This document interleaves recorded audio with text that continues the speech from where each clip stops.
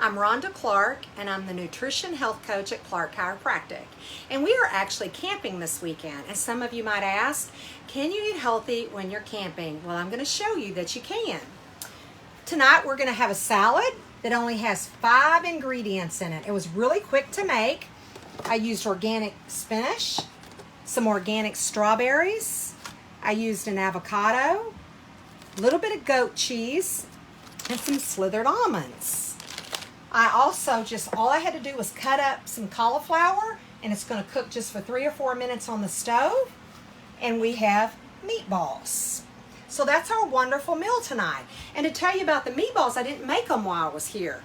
About a month ago when we cooked meatballs for dinner, I made an extra batch so that I could freeze and bring with me later. So it's all about preparation. But even if you're camping and fishing or you're at the park, you can still bring simple ingredients and eat really healthy even while you're camping and fishing.